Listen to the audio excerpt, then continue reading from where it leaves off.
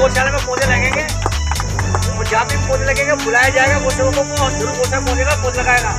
आपका है मैडम, आपका स्वागत है।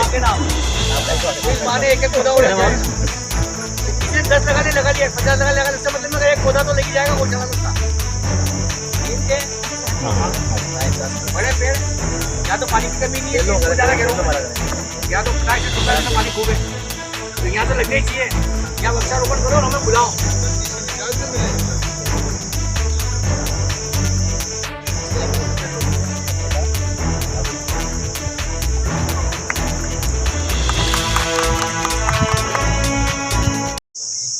एक बात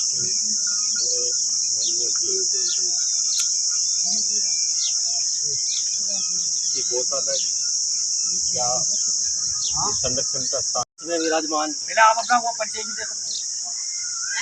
पशुपालन विभाग के निदेशक डॉक्टर साहब रामलाल जी, केटी साहब और सभी सम्मानित मंच।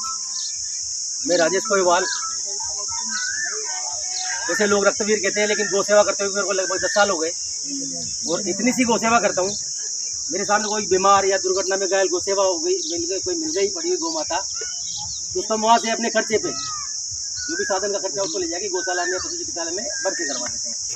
इतनी सी सेवा करते हुए हमको 10 साल हो गए। भाई साहब ने बताया कि कोई गोवंश का घी काम आता है, मूत्र भी काम आता है, गोबर भी काम आता है।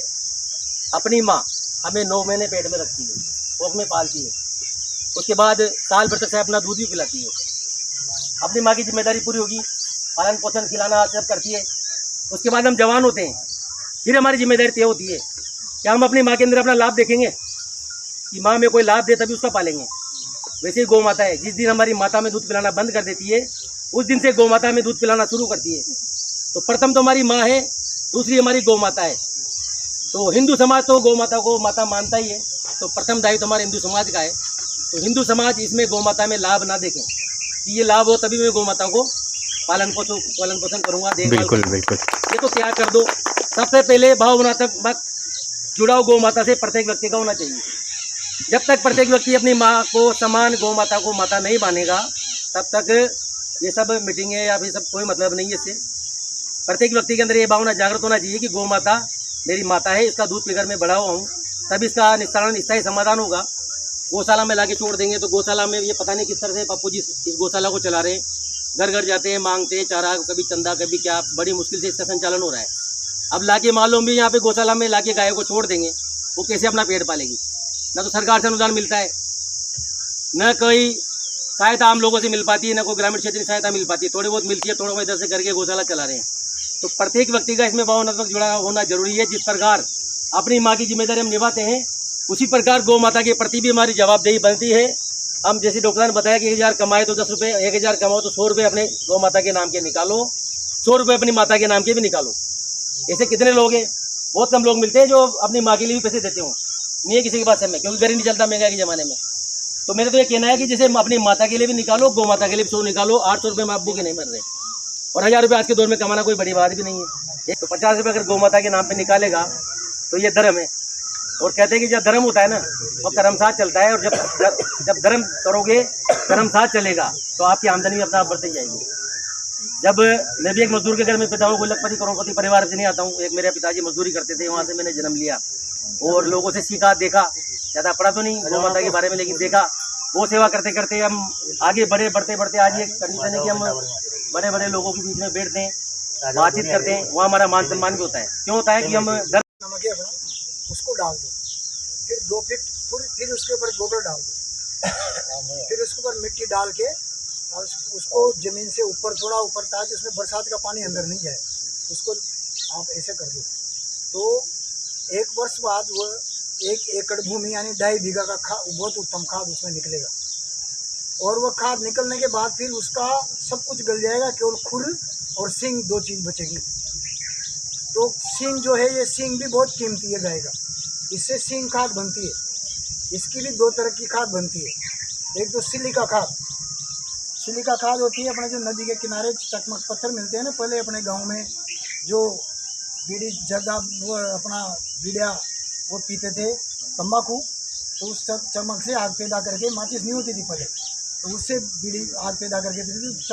चकमक पत्थर कहते हैं उसको, जो चकमक पत्थर है, दो पत्थर आपस में टकराते ही और उससे आग पैदा होती है। तो ऐसे चकमक पत्थर को लाके और उसको पीस के और उसमें पानी मिला के उसका बड़ा पेस्ट बना के सींग में भर दो आप, और फिर सींग को ज़मीन के अंदर गाड़ दो। उसकी जो ऊपर की नोक है सींग की, वो पूर्व दिशा में रहना चाहिए जिधर सूर्य उदय होता है।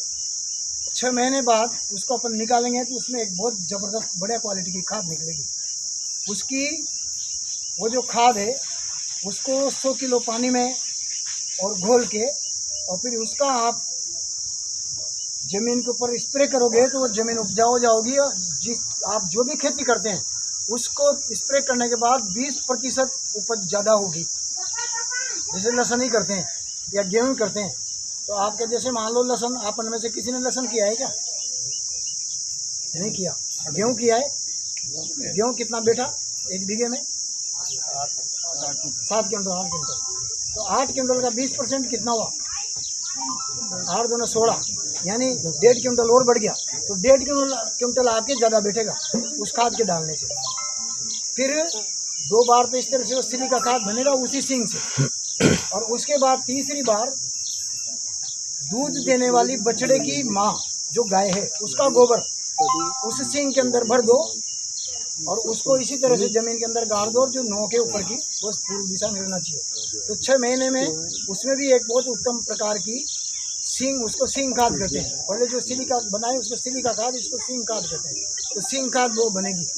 तो उसको 30 ग्राम खाद, मात्र 30 ग्राम जो उसमें सफ़ेद पाउडर हो जाएगा वो मतलब, तो 30 ग्राम 13 किलो पानी में मिला के और उसको घुमा के डंडे से, वो अपने 1 एकड़ भूमि की खाद हो गई 2.5 बीघा की। उसको आप हवा में स्प्रे करो। जब 2 पत्ते आ जाएं ज़मीन में, एक बार को गेहूँ फसल ओढ़ते और एक बार जब 2 पत्ते फसल के आ जाए तब उसको, और एक बार फिर जब वो और थोड़ा बड़ा हो जाए 3 बार उसका आप स्प्रे कर दो हवा में। तो उसकी भी फसल 20% फसल अपनी बढ़ जाएगी। तो इस प्रकार से जो गणित बैठती है, तो गाय मरने के बाद 1 करोड़ रुपया देती है हमको। एक गाय के 2 सींग 1 करोड़ रुपया।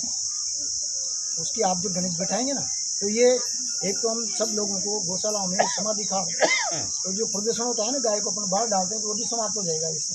हालांकि जगह की अभी परेशानी आ रही है गौशालाओं में कुछ, तो उसकी वजह से अपनी खाद नहीं बना पा रही। दूसरा, गाय का दूध तो अमृत है ही, हम सब जानते हैं। आजकल वैज्ञानिकों ने भी ये घोषणा कर दी कि A1 और A2 यानी हमारे बीच में वैसा ही सब्जी मौजूद है।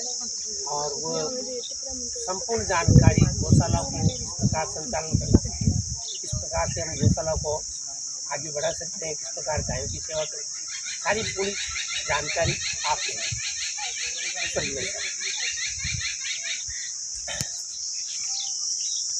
आदरणीय कोटा के महानुभाव गौ सेवा संघ बहुत बड़े सब गोभक्त हैं, सब समर्पित लोग हैं, मन पर सब विराजमान महानुभाव, सभी गोभक्त सबको मेरा प्रणाम।